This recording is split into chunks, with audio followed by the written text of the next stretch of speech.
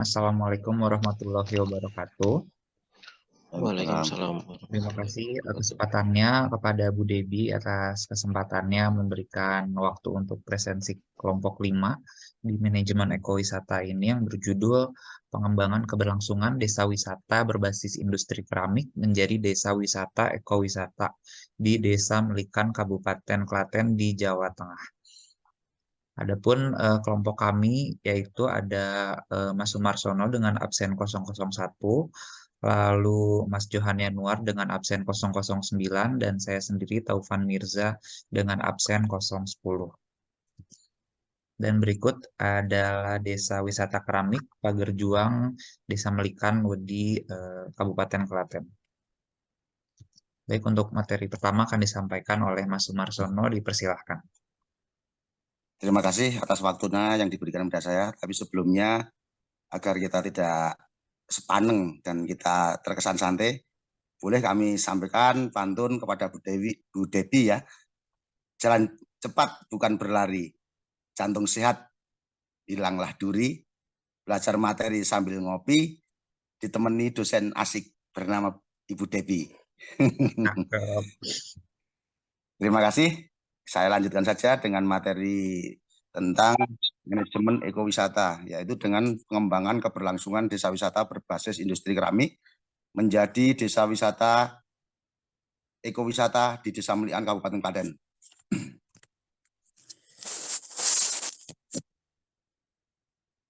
Untuk yang pertama yaitu kami sampaikan profil desa Melian.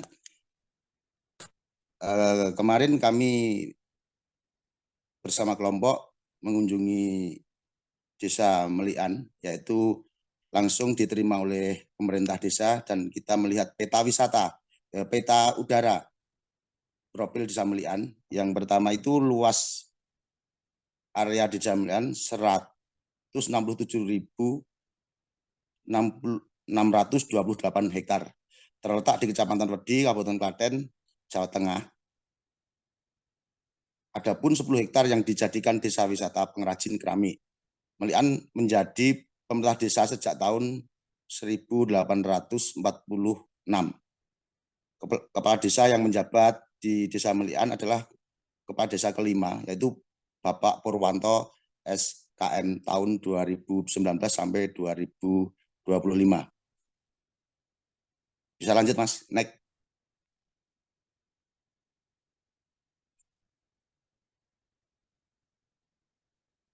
Bentar. Profil Desa Wisata Melian. Desa Wisata Melian dan image keramik putaran miring, sehingga sangat berpotensi untuk dikembangkan sebagai desa ekowisata. Kalau kita berbicara keramik putaran miring, ini hanya ada satu di dunia, yaitu di Indonesia, khususnya di Melian ini. Untuk bicara tentang putaran miring terlalu banyak sekali, jauh sekali, atau sangat memerlukan waktu tentang proses pembuatan, tentang apa itu putaran miring. Tapi untuk lain waktu saja kita untuk membahas tentang keramik putaran miring. Yang kedua, arah pengembangan untuk desa wisata Melian. Kami mempunyai pemikiran dengan menggunakan klaster daya tarik wisata, yaitu pemanfaatan daya tarik wisata religi Sunan Pananaran yang didukung oleh dewita-dewitas di sekitar. Yang ketiga, melihat potensi yang ada di desa sekitar, maka basis yang dikembangkan yaitu desa wisata berbasis campuran. Dengan paket wisata tersebut diharapkan wisata tertarik dengan tinggal live in beberapa hari. Naik Mas. Oke. Oh, sebentar. Definisi dan model pengembangan. Pengertian desa wisata, salah satu pedesaan yang memiliki keunikan dan daya tarik yang khas, baik berupa daya tarik atau keunikan fisik lingkungan alam pedesaan maupun kehidupan sosial budaya masyarakat. Melalui pengembangan dan pengelolaan, daya tarik tersebut mampu menggerakkan kunjungan wisatawan ke desa, menggerakkan aktivitas ekonomi pariwisata yang meningkatkan kesejahteraan dan pemberdayaan masyarakat setempat. Lanjut. Untuk definisi dan model pengembangan desa wisata, bahwa ketika kita berbicara bisnis pariwisata, model pengembangan pariwisata, harus ada salah satu keunikan yang menjadi ciri khas dari model desa tersebut. Bisa menjadi desa wisata berbasis daya tarik budaya, adat istiadat, tradisional, kelokalan. Yang kedua, desa wisata berbasis daya tarik alam, pegunungan, pasir, atau nelayan, agro, dan sebagainya. Untuk yang ketiga, desa wisata berbasis daya tarik kerajinan, seperti gerabah, anyaman, kayu, dan kerajinan-kerajinan yang diproduksi oleh masyarakat setempat dengan menggunakan keahlian-keahlian yang mereka miliki. Yang keempat, desa wisata berbasis daya tarik lainnya. Dalam model pengembangan ini, di Desa Melian kita terfokus pada masyarakat yang berbasis pada gerabah. Karena mayoritas masyarakat yang ada di Desa Melian yaitu pengrajin gerabah yang dipergunakan untuk kehidupan masyarakat sehari-hari. Next, Mas.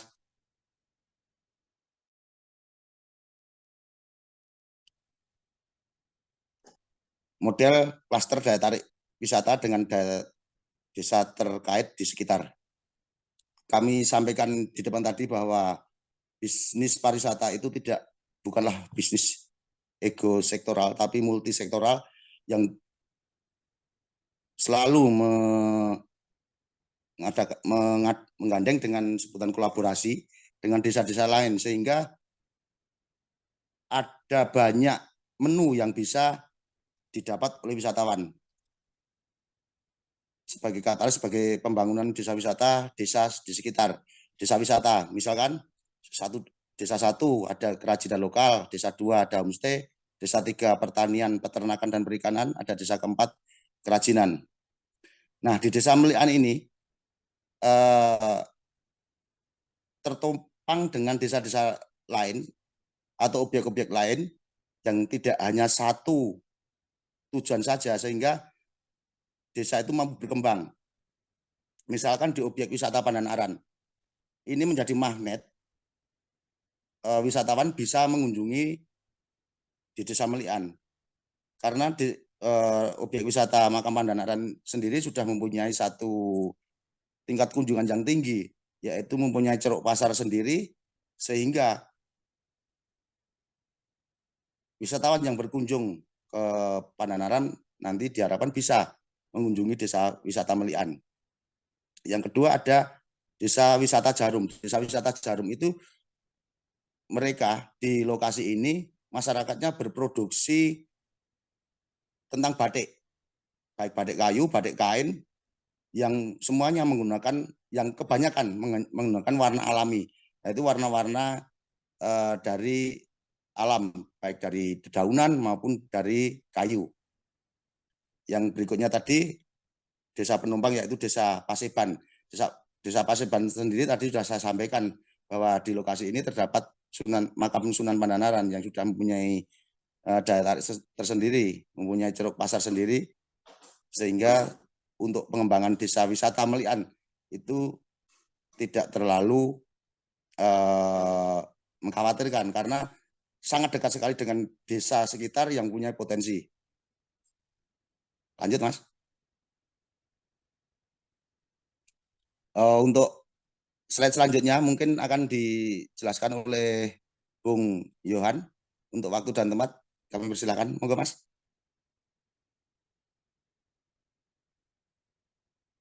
Oke, terima kasih. Terima kasih Pak Sumarsono. Berikut perencanaan yang bisa kita buat di Desa Ekowisata.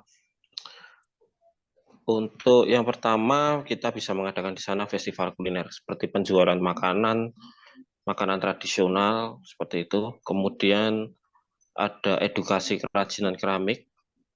Kemudian ada pameran UMKM lokal seperti, jadi kita mengajak warga untuk menjual produk entah itu makanan atau kerajinan yang bisa kita jual di sana dari warga sekitar. Kemudian ada permainan tempo dulu Di sana pun juga bisa kita jual atau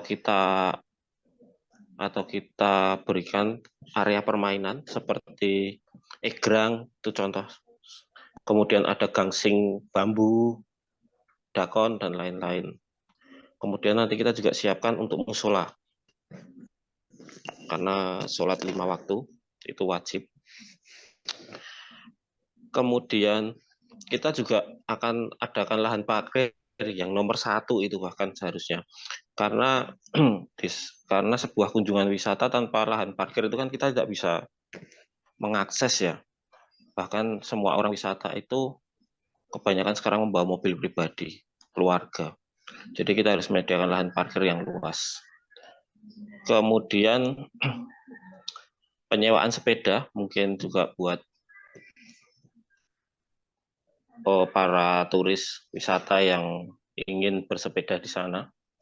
Kemudian kita siapkan juga toilet umum, MCK. Kemudian ada bekas galian tanah liat itu akan kita gunakan untuk kolam ikan dan homestay. Karena kan tanah di sana kurang subur, jadi kita buat kolam ikan yang pasti ikannya khasnya dari daerah sana sendiri adalah ikan nila.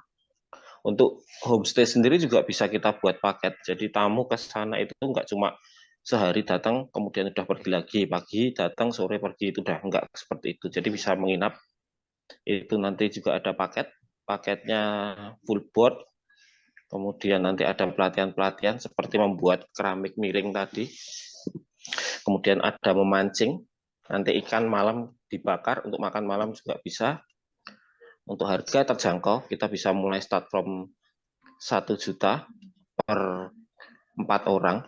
Jadi tinggal kita atur saja nanti seperti apa. Untuk homestay sendiri kan juga disediakan kasur untuk yang keluarga. Jadi di dalam satu kamar itu nggak cuma hanya 1 bed, mungkin kita sediakan juga 2 bed. Karena keluarga itu kan biasanya ada 4 orang sampai 6 orang dalam satu keluarga, jadi kita sediakan 1 homestay untuk 1 keluarga bisa. Sudah termasuk breakfast, makan siang, makan malam. Oke, next. Ini untuk konservasi. Untuk prinsip ekowisata,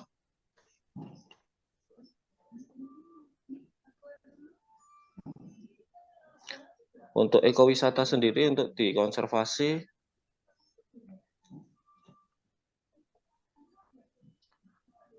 adalah melestarikan alam atau tanah, bahan baku gerabah menjadi kolam ikan, atau pemancingan sebagai objek wisata. Nah, pemancingan sendiri ini adalah tadi ikan nila. Kemudian untuk ekonomi, meningkatkan konsumsi terhadap produk lokal, misal sayuran, buah-buahan, seni kerajinan, makanan, dan sebagainya. Sehingga akan mendorong kelangsungan usaha yang berbasis tradisi dan kelokalan. Nah, ini adalah bagian dari UMKM tadi. Kemudian partisipasi masyarakat, mendorong pemberdayaan tenaga kerja masyarakat setempat melalui kelompok sadar wisata atau Pordarwis. Misalnya menjadi sebagai pemandu wisata, pengrajin, seni pertunjukan, penyedia jasa akomodasi. Ini akan kita lakukan pelatihan secara berkala.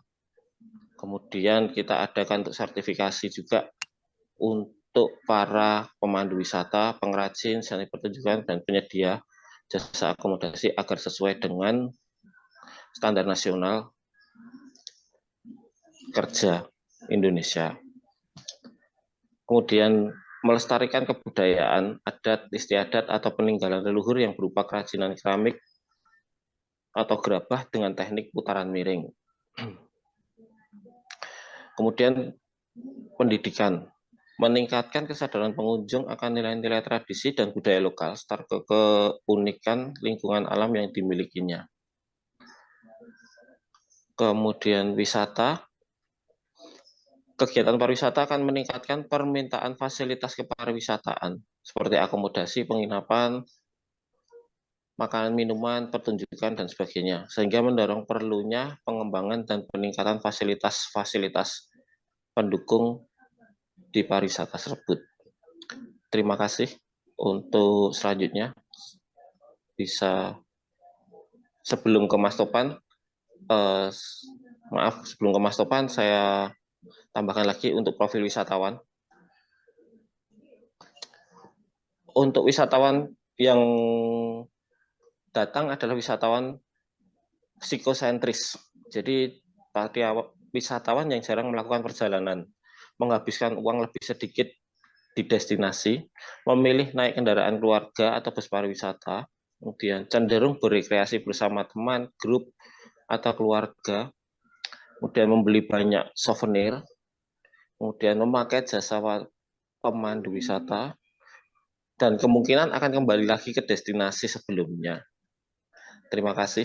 Saya kembalikan ke Mas Topan Mirza. Silakan. Baik, terima kasih. Untuk selanjutnya, suara saya terdengar ya? Terdengar, Mas. Oh ya. Untuk selanjutnya ke studi kelayakan pariwisata atau feasibilities. Untuk 4 hal dalam perencanaan ekowisata itu pertama ada tujuan dan kepentingan, kewirausahaan masyarakat dan desa yang sudah turun-temurun dan menjadi tradisi. Pentingnya menyiapkan orang-orang yang mempunyai jiwa kewirausahaan pada tataran desa dalam mengelola subsidi pemerintah, pelatihan, kerjasama dengan pihak luar, dan lain-lain untuk mengangkat potensi setempat. Terus yang kedua ada kelayakan. Arah pengembangan untuk rintisan Dewita Melikan atau Desa Wisata Melikan, kami mempunyai pemikiran dengan mengelola lahan bekas garapan tanah liat yang kurang subur untuk ditanami menjadi budidaya ikan. Yang tadi sudah dijelaskan tersebut menjadi budidaya ikan nila ya. Lalu yang ketiga ada daya dukung beberapa stakeholder seperti dukungan dari pemerintah, terus dari balai desa, termasuk juga lalu dari Pokdarwis atau kelompok sadar wisata, dan ada beberapa sekolah yang menjadi stakeholder di desa wisata tersebut seperti SMK Negeri 1 Rota ya yang ada di Klaten ini. Sekolah tersebut memiliki jurusan teknik gerabah ya. Jadi siswa-siswa yang belajar di sana itu nanti akan terjun langsung ke Desa Melikan tersebut dalam pembuatan gerabah ini. Lalu yang keempat ada keuntungan meningkatkan konsumsi terhadap produk lokal, misalnya sayuran, buah-buahan, seni kerajinan, makanan khas di sana dan sebagainya, sehingga akan mendorong kelangsungan usaha yang berbasis tradisi dan kelokalan. Selanjutnya ada analisis. Ada 8 poin analisis. Itu yang pertama situasi di lokasi terletak 35 km dari Yogyakarta dan 43 km dari Surakarta. Yang kedua, fasilitas dan infrastruktur ini dilewati oleh jalan raya nasional dari Solo ke Yogyakarta. Dari Solo sampai Yogyakarta. Lalu ada stasiun Klaten dan terminal bus Klaten yang berjarak sekitar 15 menit ke Desa Wisata Melikan. Profil wisatawannya yaitu ada pelajar dan office group tour. Untuk daya dukung lingkungan yang keempat, terdapat wisata religi makam Sunan Pandanaran dan tanah gerabah yang melimpah untuk daya dukung lingkungannya. Lalu yang kelima ada alternatif aktivitas ekowisata. Itu ada Desa Wisata Paseban dan Desa Wisata Jarum yang tadi sudah disebutkan. Nomor 6, SDM yang tersedia. Masyarakat yang tinggal di sekitar daya tarik wisata itu dapat terlibat juga sebagai pelaku pariwisata untuk mendapat manfaat ekonomi dan sosial. dan secara otomatis mendukung pemerintah dalam mengembangkan destinasi pariwisata dan Pokdarwis. Lalu nomor 7 ada perkiraan investasi. Terbatasnya dana dan kurang terdukungnya kebijakan pemerintah sehingga perlu mencari investor yang tertarik dengan produk wisata di sini untuk dikembangkan. Nomor 8, poin yang terakhir, perkiraan pendapatan, keuntungan atau kerugian. Ini didapatkan dari perhitungan jumlah penjualan tiket masuk, produk wisata yang dijual di sana, dan penyewaan lahan parkir.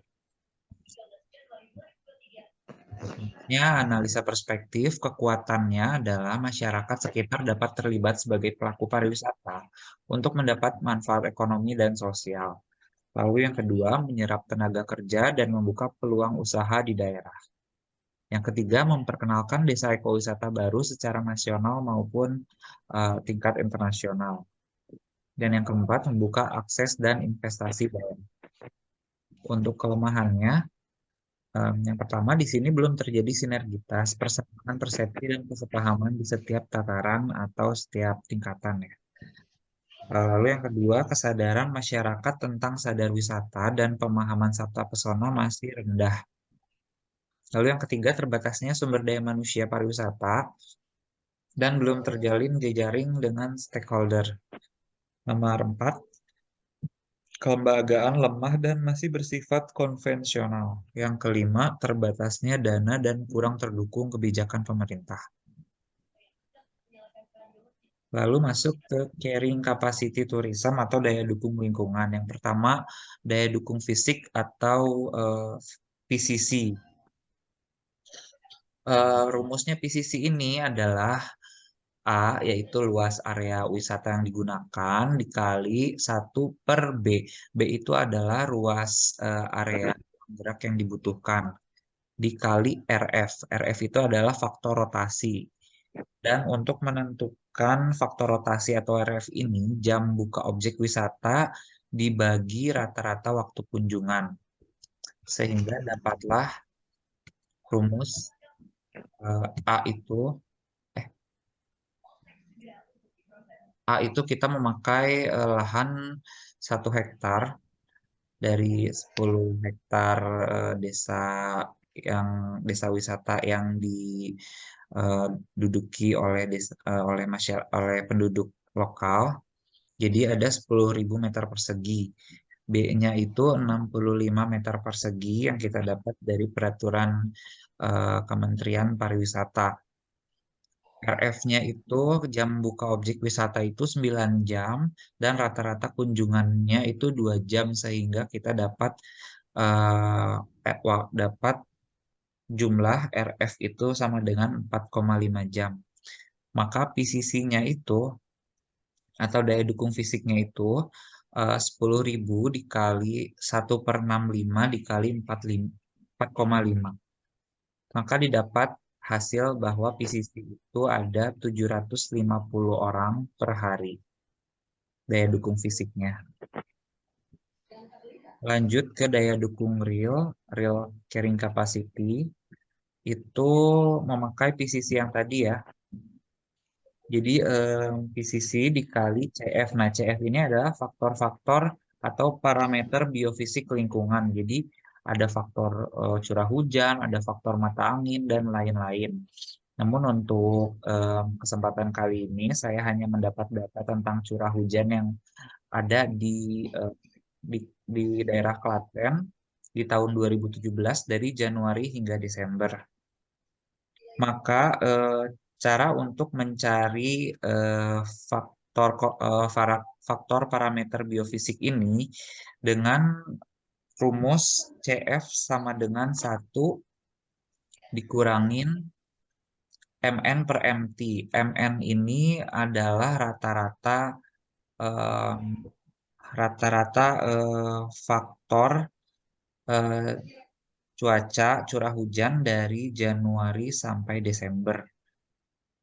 Didapat hasilnya 224,4 dan MT itu ada batas maksimum variabel. Jadi rata-rata jadi dia itu curah tertinggi dalam satu periode.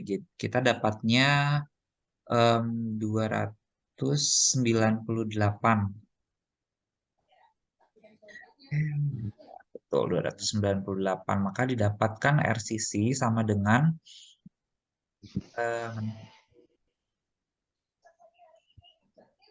RCC sama dengan PCC tadi 750 dikali 25%. 25% ini didapat dari sini. 1 dikurangi 224 per 298. Jadi 100 dikurangi 75% sama dengan 25%. Jadi hasil RCC ini atau daya dukung real ini ada 187,5 orang per hari. Lanjut. Daya dukung efektif atau ECC, Effective Carrying Capacity. Ini cara mencarinya RCC yang tadi dikali MC. MC itu adalah kapasitas manajemen area. Nah, cara mencari kapasitas manajemen area atau MC ini didapat adalah RN bagi RT dikali 100%, yaitu jumlah petugas pengelolaan yang ada, taruh saja kita 10, dan jumlah petugas yang dibutuhkan di lapangan. Contohnya kita memerlukannya 25. Jadi MC itu 10 dibagi 25 dikali 100%, kita dapat hasilnya 40%. Kapasitas manajemen area kita ternyata masih 40%. Lanjut, daya dukung efektifnya itu RCC yang kita dapat dari cuaca itu 187,5 dikali 40%. Didapatkan 75 orang per hari untuk daya dukung yang efektifnya. Seperti itu. Baik, sekian untuk presentasi kelompok kami tentang Desa Wisata Melikan, Kabupaten Klaten. Lalu ada yang ingin menutup barangkali Pak Sumarsono? Ada penutupan? Ya, terima kasih Mas Taufan dan Bung Johan atas paparannya yang jelas. Selanjutnya, hanya karena dengan waktu terbatas, kami tidak bisa menerima masukan dari Ibu Pembimbing, Ibu dosen, yang sebenarnya kami harapkan sekali untuk masukan-masukannya sehingga PPT kami atau yang nanti kita jadikan makalah bisa lebih baik dan sempurna. Itu saja yang perlu saya sampaikan. Ada Saya pantun kembalikan Mas. Tribun? Ada pantun barangkali, pantun penutupan. Pantunnya satu saja, spesial buat Bu Dewi. Baik, kita akhiri saja. Terima kasih untuk rekan-rekan saya, Mas Sumarsono dan Mas Johan Yanuar. Terima kasih atas kesempatannya. Untuk Ibu Debbie, mohon maaf apabila masih adanya kekurangan dalam presentasi kami dan ada tutur kata kami yang kurang berkenan.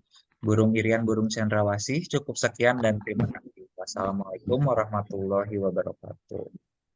Waalaikumsalam.